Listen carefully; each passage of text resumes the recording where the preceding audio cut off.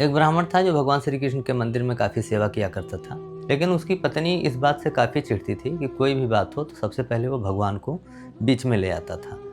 भोजन हो, वस्त्र हो, हर चीज़ वो सबसे पहले भगवान को समर्पित करता था, उसके बाद ही उसको प्रयोग में लाता था। एक दिन ब्राह्मण के घर में लड्डू बने, तो ब्राह्मण ने लड्डू लिए और चल दिया मंदिर की तरफ भगवान को भोग लगाने के लिए।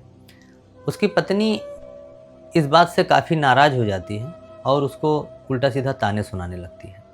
उसने बोला कि क्या पत्थर की मूर्ति जिंदा हो जाएगी तुम्हारे इस लड्डू को खाने के लिए? एक बात तुम सुन लो, अगर आज तुम भगवान को लड्डू खिला के नहीं आए तो घर लौट के मत आना। ब्राह्मण को यह बात बुरी लगी और ब्राह्मण भी मन में ठान लिया कि आज भगवान को बिना लड्डू खिलाए मैं घर वापस नहीं आऊँगा।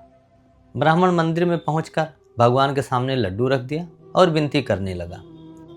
काफ़ी एक पहर बीत गया, ना भगवान आए और ना ही ब्राह्मण वहाँ से हटा। एक पहर के बाद दोपहर हो गया, तो वहाँ के आसपास लोग भी इकट्ठा हो गए ये सारा नज़ारा देखने के लिए कि भगवान आते हैं और लड्डू खाते हैं कि नहीं। फिर धीरे धीरे लड्डू पे मक्खियाँ भी भिनभिनाने लगी। ब्राह्मण ने उनको भी हटा दिया। धीरे धीरे लड्डू के महक से चींटियाँ भी आ गईं, तो ब्राह्मण ने उनको भी हटा दिया। बाहर खड़े कुछ आवारा कुत्ते भी लड्डू के तरफ लपक ही रहे थे, लेकिन ब्राह्मण ने उनको भी नहीं खाने दिया। फिर जो बाहर मंदिर के भिखारी बैठे थे वो लोग भी काफ़ी छीना झपटी करने लगे, तो ब्राह्मण ने उनको भी नहीं मंदिर के अंदर घुसने दिया। लेकिन उसमें से एक भिखारी लड्डू को उठाने ही जा रहा था कि तब तक ब्राह्मण ने उन्हें एक तमाचा मार दिया और उसको भी मंदिर के बाहर कर दिया। फिलहाल ये सब होते करते शाम हो गया, ना ब्राह्मण वहाँ से हटा और ना ही भगवान आए। फिलहाल जो वहाँ पे भीड़ थी वो भी धीरे धीरे कम होने लगी। लोगों ने ये समझ लिया कि ब्राह्मण पागल हो गया है, ये बोल के सब वहाँ से जाने भी लगे। धीरे धीरे रात हो गई, तब भी भगवान ना आए, तो ब्राह्मण को काफ़ी गुस्सा आया। गुस्से में उसने पूरा लड्डू उठा के बाहर फेंक दिया और मन ही मन कोसता भगवान को घर के तरफ जाने लगा।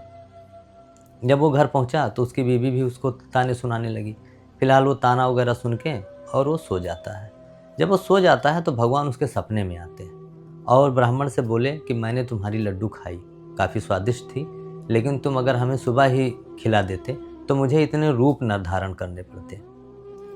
कभी चींटी की, कभी कुत्ते की, कभी भिखारी की। सोचो मैंने इस तुम्हारे लड्डू को खाने के लिए क्या क्या रूप नहीं धारण किए, लेकिन तब भी तुमने मुझे लड्डुओं पे हाथ नहीं लगाने दिया। मुझे लड्डू तब मिले जब तुमने बाहर फेंक दिया और मैंने उसे ज़मीन से उठाकर खाया। थोड़ी सी मिट्टी लगी थी लेकिन लड्डू स्वादिष्ट थे। अगली बार जब तुम लाना तो सुबह ही मुझे भोग लगा देना। इतना बोलकर भगवान चले गए। सुबह जब ब्राह्मण की आँख खुली तो ब्राह्मण को एहसास हुआ कि भगवान तो आए थे, लेकिन मैं ही उन्हें नहीं पहचान पाया। तो अभी एक गाना है कि पता नहीं किस रूप में आके नारायण मिल जाएंगे। तो भगवान किसी को कहीं पे भी मिल सकते हैं, बस ये है कि हम उनको पहचान लें, ये हमारे अंदर क्षमता होनी चाहिए। हम लोग ऐसे ही भगवान के संकेत समझ नहीं पाते हैं।